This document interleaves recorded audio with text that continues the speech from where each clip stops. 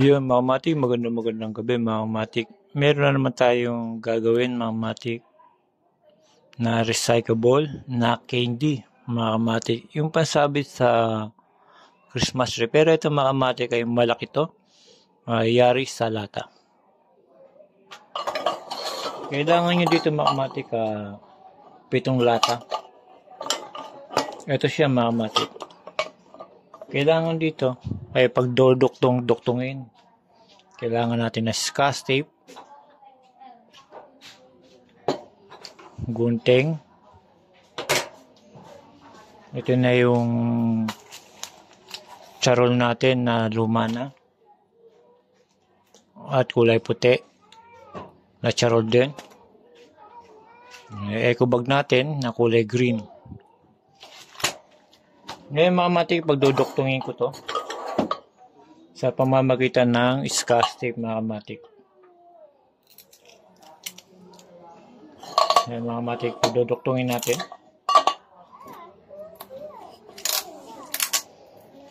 Ayan mga matik, pagdodoktongin natin. Yan tinatawag na recyclable lata mga matik na candy.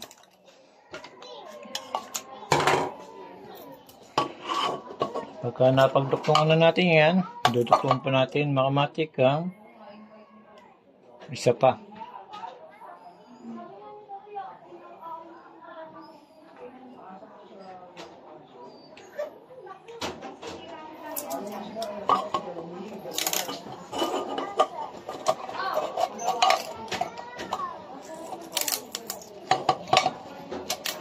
Makamatik ito ay hindi ito boga.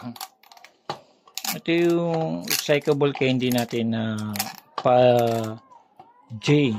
Makamatik. Pwede ito pan-display sa pintuan kung wala kang pan-display makamatik. Pagayan siya makamatik ang style niya. Paganyan. Paganyan makamatik. Pa J.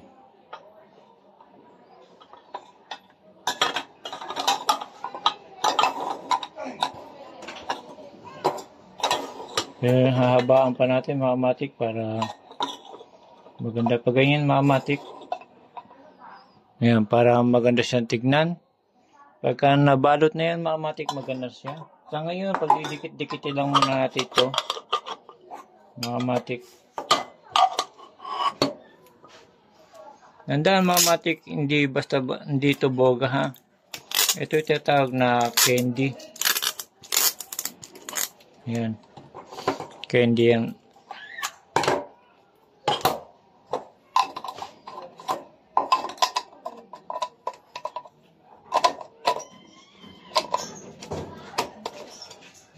Kung wala kayong pan-decorate makamatik, ito lata naman.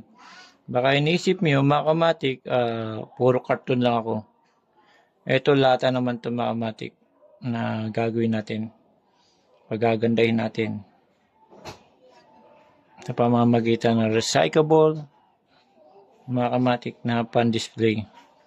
Kaya lang ang tagal maano yung ayan makamatik. Pagka nadikit na makamatik, papakita ko sa inyo. Ang tagal yan tanggalin sa scotch tape. Ayan makamatik, ito na. Hindi ko na na-video kasi natatanggal. Ayan, ito na, pa-J. Ayan, makamatik, ang pa-J natin na candy.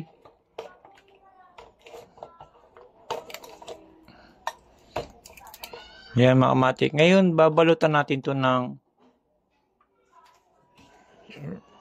charcoal makamatik. Charol pala makamatik. Sorry naman. Charol. Ngayon, gugupitin ko muna makamatik. Kung gaano kahaba.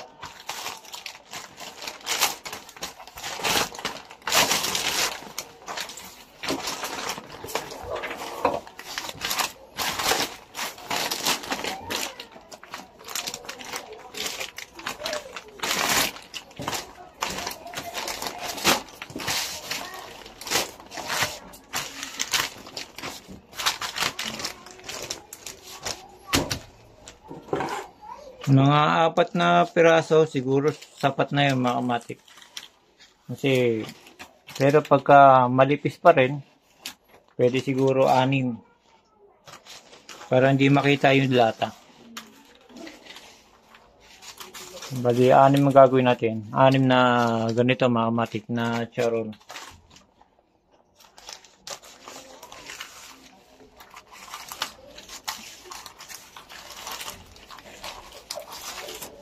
Sa ngayon mga kamatik, kailangan natin kumuha muna na rugby. Meron na tayo nito. Ayan mga kamatik. 6 na to. Ngayon, rugby muna mga kamatik kukuha tayo. Ito mga kamatik na yung rugby.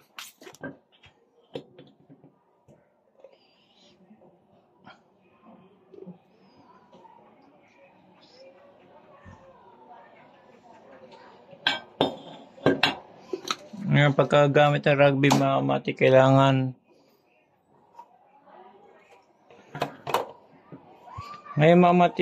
kailangan pagkagamit ng rugby, kailangan nakamask para hindi maamoy yung chemical mga kamatik. Ngayon ito, ibabalot natin dito mga kamatik. Dandahanin natin. Para hindi siya matanggal kagad. Umpisa natin siguro dito mga kamatik. Sa baba. Sa pinaka-J niya. Punasan lang natin rugby. Ayan.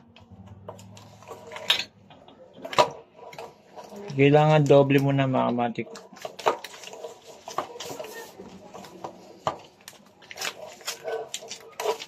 Pababa na pababa.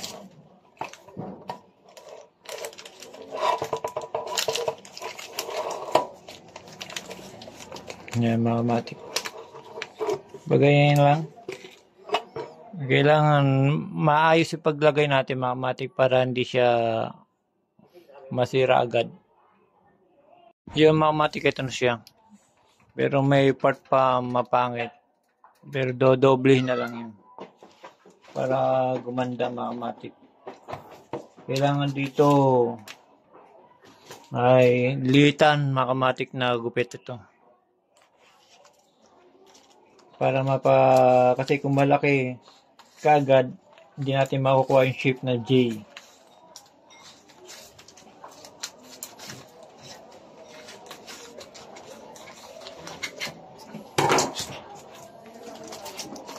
Yan mga kamatik. Ito.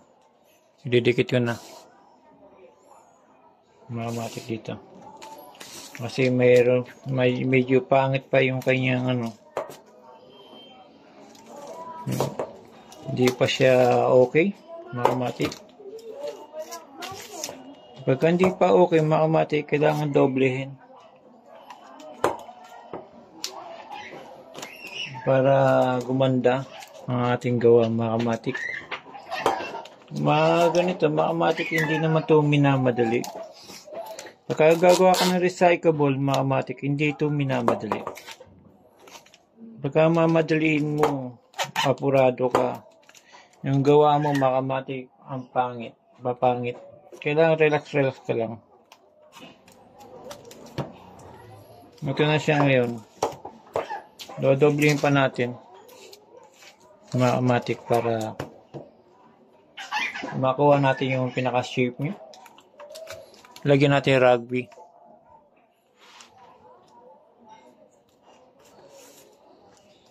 Ganyan.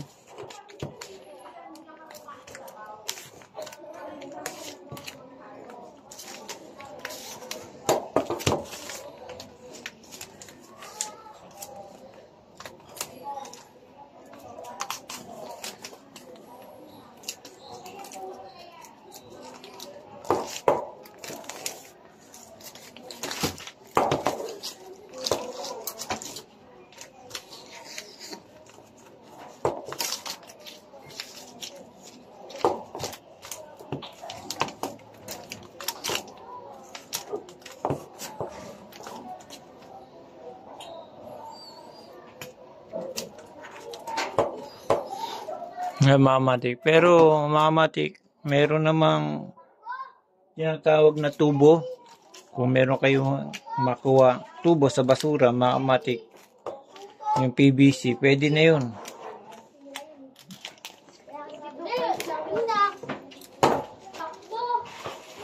Yan mga matik. Gugupit pa tayo ng maliliit para mapantay lang natin to mga matik, to join natin mga matik para gumanda. Yung mga matik, ito na yung ating candy.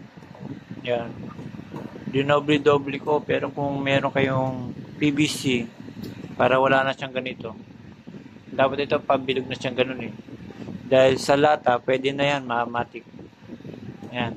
Ngayon mga matik, dahil sa nalagyan ko na ng puti, ang isusunod naman natin mga matik ay kulay pula. Gugupit tayo ng kulay pula mga matik. Yung mga matik, ito na yung pula. Dapat mga matik, ito yung ganito kalapad para maganda siyang tignan. Nilagyan ko na yung kanyang pula dito para hindi kita yung lata. Yung mga matik, lalagyan natin uli yung rugby yung dulo. Iikot muna tayo ng isang beses mga matik.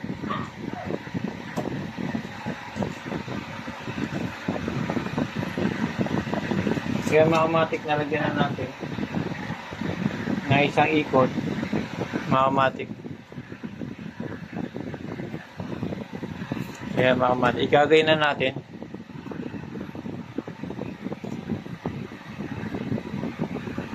Kailangan mabatak yan. Mabatak yan pagka ano na mga matik, pagka natuyo na ito rugby. Kaya mga matik, ganyan lang siya.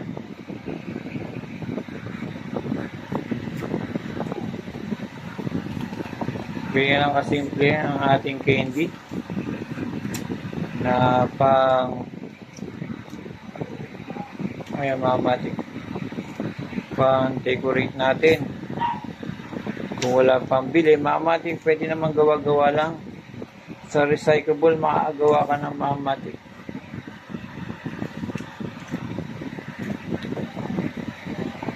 Pagdating dito, iyaan na.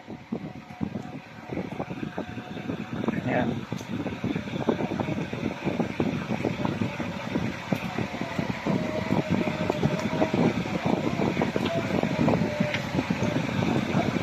Dapat ito mga matik, bilog to eh. Yung dulo-dulo nito bilog. Dahil sa lata lang yung atin, matik, ay inuubra lang natin. Ayan.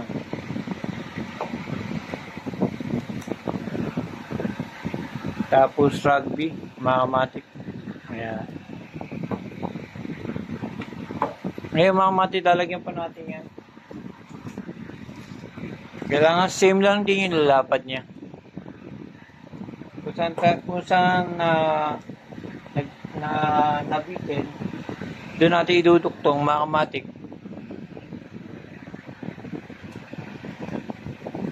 Ayan. Ganyan lang mga matik ang ating candy.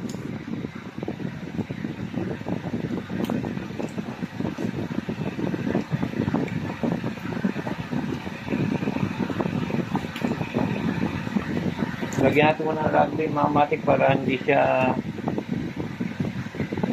nauunat naman ito mga matik.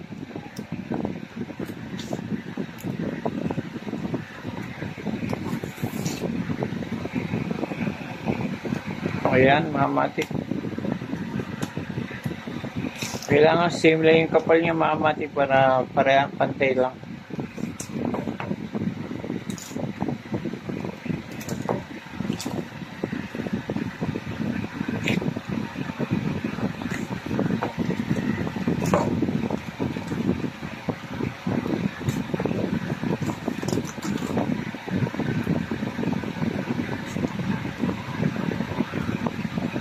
Napunit mga matik. Gupitin natin mga matik para lagyan rugby uli.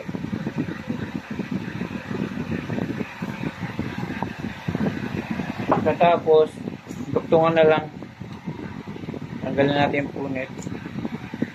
Gupitin yung sobra, doon natin idupit mga matik. Tandaan mga matik, kahit basura lang yan. Kahit ito lahat ay mapapakinabangan din yan mga matik. Pagdating ng panahon. Ayan.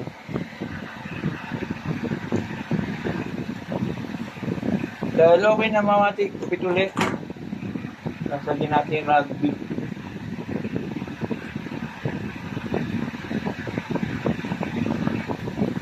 Ayan mga matik, patay mo natin yung electric pan, malakas. Ayan. Yan, ganyan lang mamatik yung ating candy.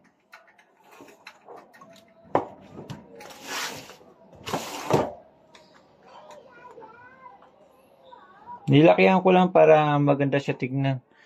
Yan mga matik, ganyan na yung ating candy na simple lang. Ayan. 2 colors lang yan pero may kulang pa dito mga matik, yung ribbon niya. Ngayon gagawa naman tayo ribbon sa pamamagitan ng itong ating tinatawag na eco bag matik. Gugupitin muna natin, papantayin natin matik para gawin natin laso. Ayan.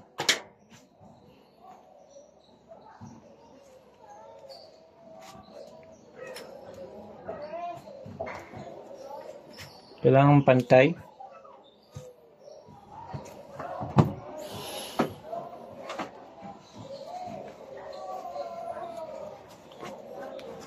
Dito na lang mamatik.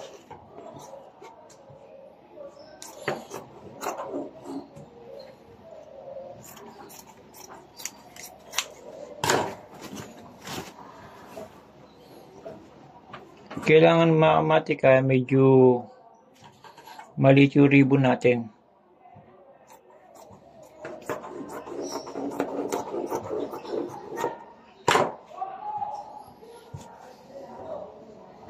Mga ganyan lang mamatik. Kasi tutupi pa yan, lalagay natin doon. Pero lilitan pa natin yan, mamatik. Ayan. Dahil sa nilitan natin mamatik, didikitan na lang natin.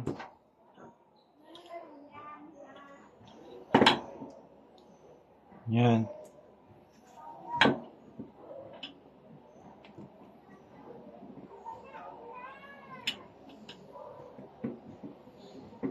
Pagka dikit natin mamatik, lagyan natin ng ilagay na natin, pagdikitin na natin yan mamatik. Ayun.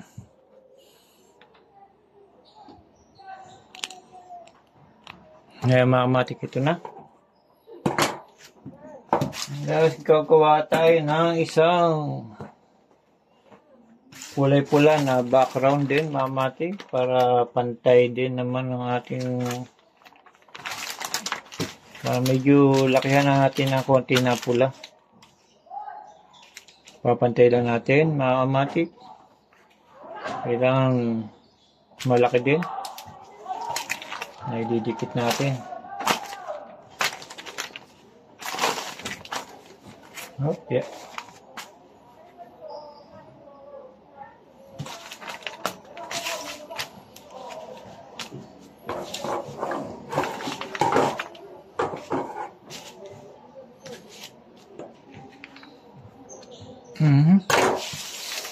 Mungkin hindi natin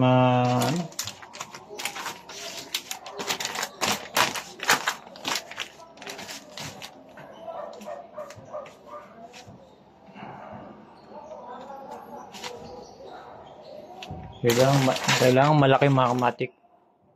Kaya mga kamatik, kulay green na lang ilagay natin mga kamatik dahil sa yung candy natin ay pula-puti lang. Ang kulay pula-puti. Kulay green na lang natin ilalagay. Yung ribbon mga kamatik. Paano ba paggawa ng ribbon mga kamatik? Ito lang. Ito shortcut lang ito mga kamatik. Bigyan lang siya.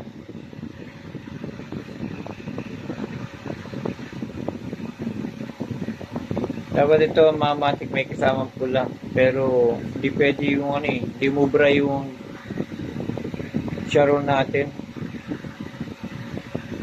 Ayan, mga matik. Ganyan lang, mga matik.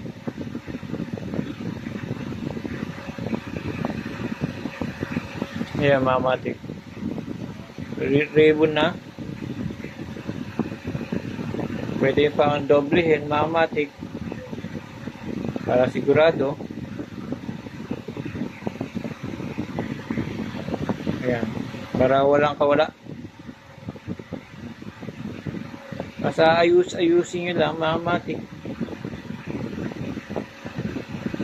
Itong ribbon natin. Kumbaga sa Tagalog ay laso.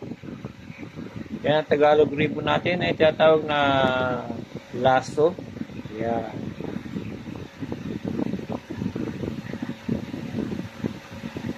Yan, mga matik ay okay na. Ngayon para ganap na ribbon, mga matik, gugupitan natin dito sa baba.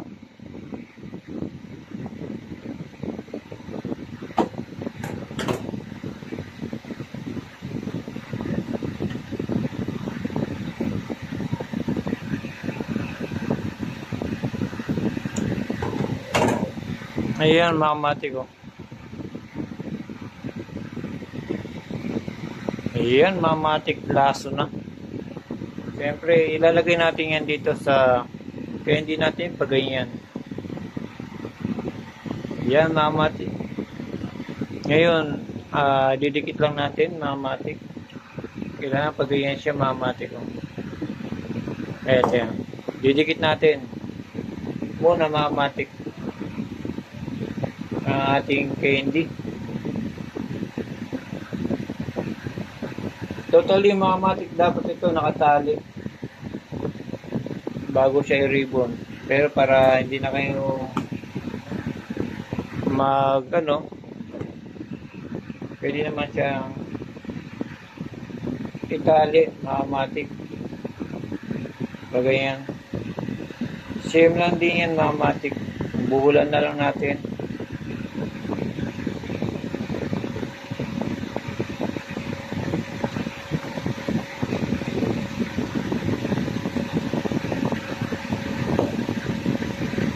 Ayan, mga matik, ganun lang, mga matik, paggagawa ng decor natin, mga matik.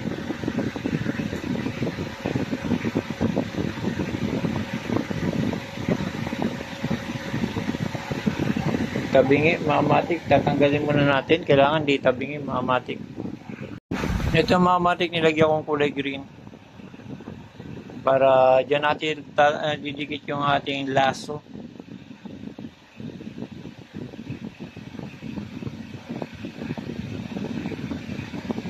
Ayan, mga matik ko. Tapos, lalagyan ulit ng rugby.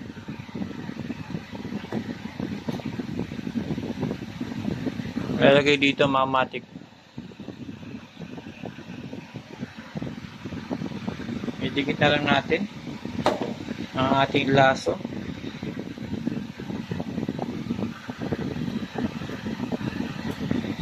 Ngayon, mga matik, dahil ayan na, ganyan ang itsura niyan, mga matik ko.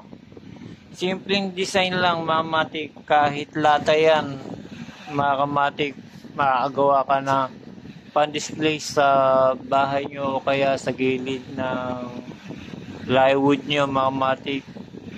Ngayon, lalagyan ko siya ng tali, mga matik, para ipakita ko sa inyo yung buo na ginawa nating candy nangyari sa lata. Yun, mga matik, ito na yung ating ginawa na candy mula sa recyclable na lata. At nilagyan nating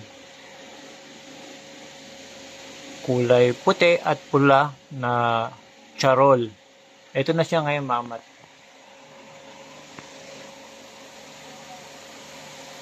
Yan, mga matik, simple lang ang paggawa niya, puti-pula lang.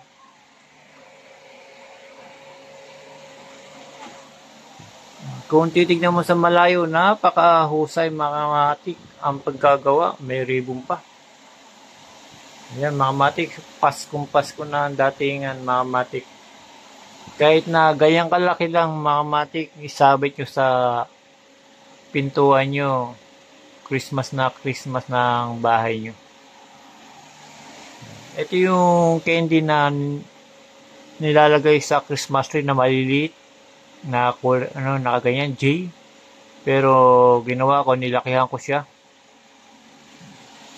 Kaya okay ang datingan niya mga kamatik. Mula sa lata mga kamatik, na nakagawa na naman tayong panibagong disenyo mga kamatik na pang display sa pintuan, sa dingding mga kamatik. Kahit saan nyo i-display mga kamatik, pwede yan pagka-araw ng Pasko. Ito yung dati nakaraan na ginawa ko, ayan. Tapos nilagyan natin na J. Maganda na siyang tignan mga kamatik pagka sa malayo.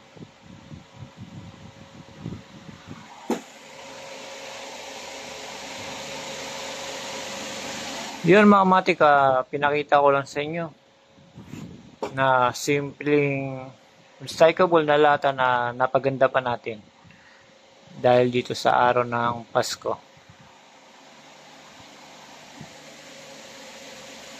Yun mga kamatik, hanggang dito na lang ulit mga kamatik. Sa susunod ulit mga kamatik, mag-iisip tayo ng na recyclable na mapapakinabangan pa sa araw ng Pasko. Hanggang dito na lang ulit mga kamatik. Salamat.